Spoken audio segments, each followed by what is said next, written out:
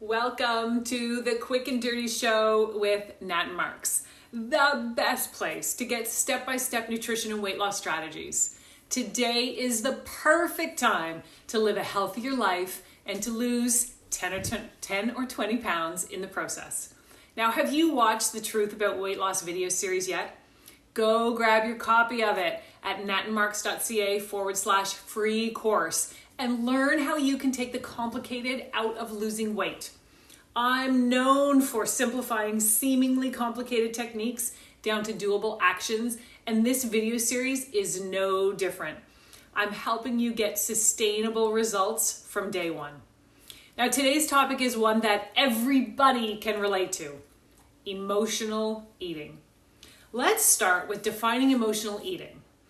Emotional eating is when you eat due to your emotions rather than actual hunger. Yes, when life feels hard, we turn to food. And when life is going well, we can also turn to food.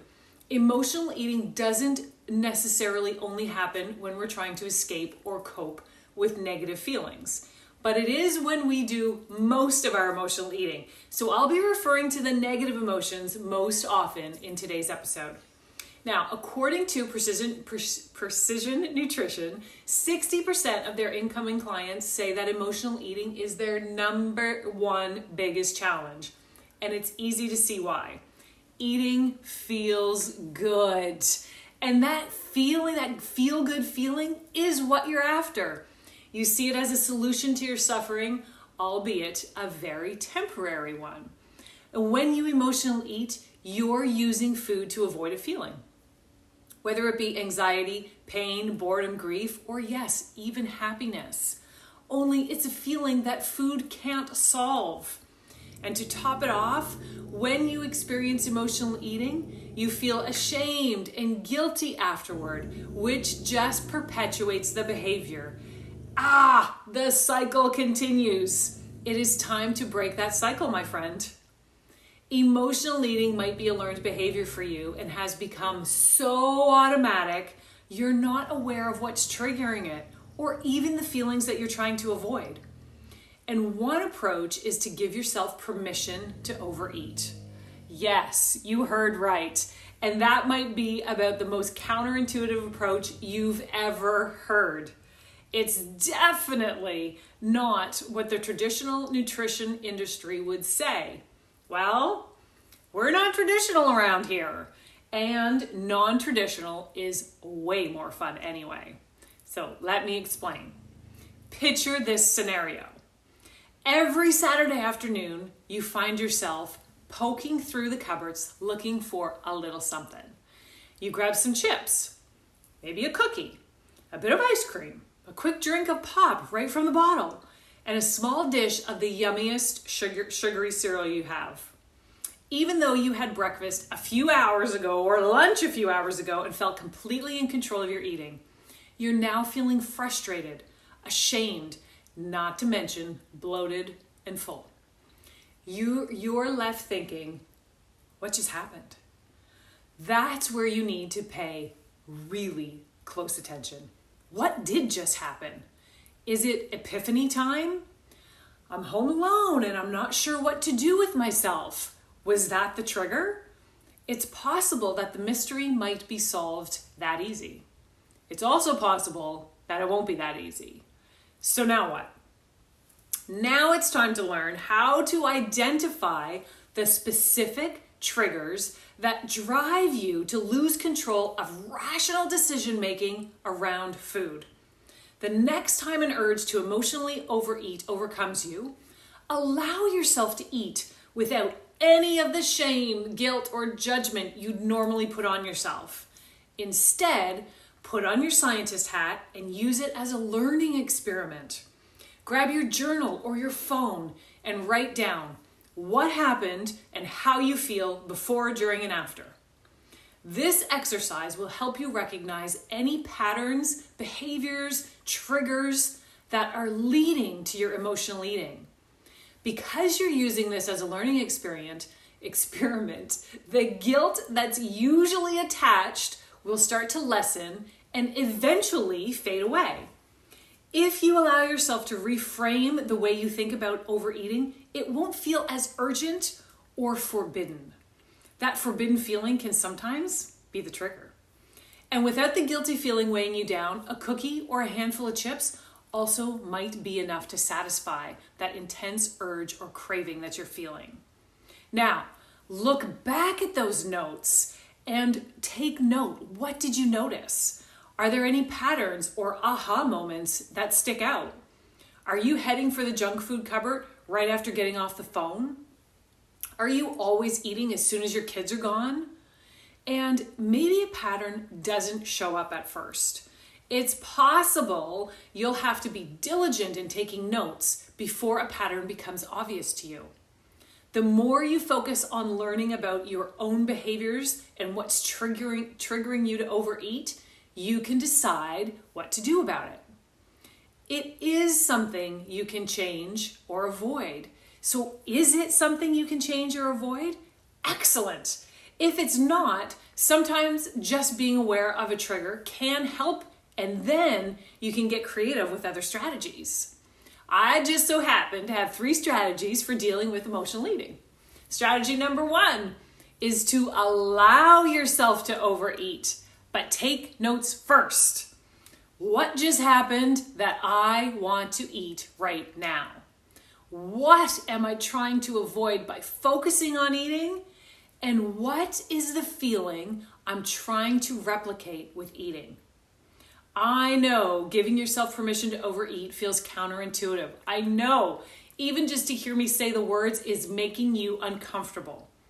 But how are you going to learn and stop the vicious cycle of emotional eating if you don't take a deeper look into the why? Emotional eating usually comes after certain triggers like sights, smells, people, and emotions.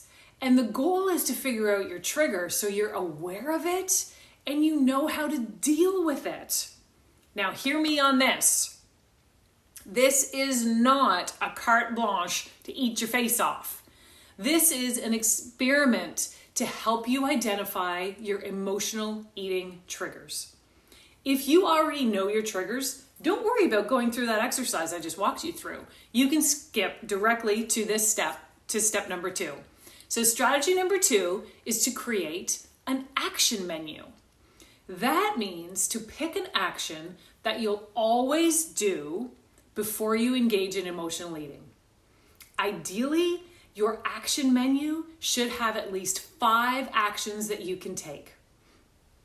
Now, by involving yourself in an action from this action menu that you're going to make, it's enough to disrupt that intense urge to eat and will help fill the void that eating normally fills. So a quick list might look like this. This is what it could look like. Drink a glass of water. Check for hunger signals. Close your eyes and breathe deeply for a count of 20. Listen to your favorite song. Bend down and touch your toes 3 times, feeling the deep stretch in the back of your legs. Wipe up that spot on the floor that's been there for weeks. Call a friend. Now, a word of caution here. It's one thing to have an action menu. It's an entirely different beast when you have to use it. So make sure to create your action menu with actions that you'll actually do. The actions should be doable and easy, not time consuming, and definitely not something you dread doing. Now, often doing one action from your list is enough to break that trigger cycle. And if you do still have that intense feeling to eat, make it more like a meal where you have to sit down at the table and eat slowly and mindfully. And always keep notes on how often your action menu worked and when it didn't. Being able to go and look back and see what actions worked and what didn't will be very helpful in dealing with emotional eating going forward. Now, the third strategy is to practice self-compassion. Talking to yourself like a jackass exasperates emotional eating and can cause you to do it more often. So quit talking to yourself like a jackass. Instead, practice kindness and respect. I did an entire episode of how to talk and love up on yourself, which I'll link in the notes below if you want to watch that video next. An idea that I've seen work is to use self-compassion as an item on your action menu because it can interrupt that screw it, let's eat feeling. Self-compassion is also not an out to eat your face off, nor is it about letting yourself off the hook. It's about being kind to yourself and giving yourself a break. When you're in that emotional eating zone, here is what self-compassion could look like. My husband and kids just left, and I'm all alone. What should I do now? Dang it, those peanut butter pretzels are calling my name. So is that oatcake that Mark's just left on the counter. Well, of course they're calling my name. They're delicious. Loads of other people have the same issue with these yummy treats. I know I'm not hungry, so I'm going to have a glass of water and play with the dog for a few minutes until the urge passes. It does not have to be more complicated than that. But I know, I can hear you asking already, but what if I do eat? What do I say to myself then? And that conversation could go like this. I'm feeling pretty guilty about what I just ate, but I bet it's quite normal for people to eat when the house is quiet and there's nothing urgent that needs to be done. I did take notes and I learned from it, and I know I'm not perfect and that stuff is going to happen. Do you know what? Next week, when everyone leaves, I'm going to try leaving at the same time and go for a walk. The end result is this. The more you use food to avoid dealing with your feelings, the more uncomfortable you'll become. Working through your emotional eating is not an easy path, but it is the necessary path forward. There are a variety of methods that will work to tackle such a complex problem, and hopefully the tips and strategies I shared today will help put you back in the driver's seat when you feel out of control over your eating and your emotions. Now, tell me, what strategy really resonated with you today, and what are you going to do the next time an emotional overeat hijacks your mind? Leave me a comment below and let me know.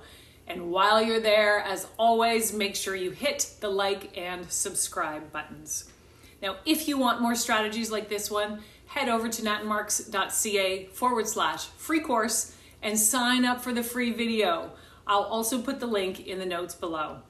You'll get a video training packed with doable strategies for losing weight with ease. Putting yourself first and making your health a priority shouldn't be as complicated as it feels. I take the complicated out of weight loss so you can focus on what's important to you. And remember, why settle for average when greatness is within your reach? Thank you so much for watching, and I'll see you next week on The Quick and Dirty Show.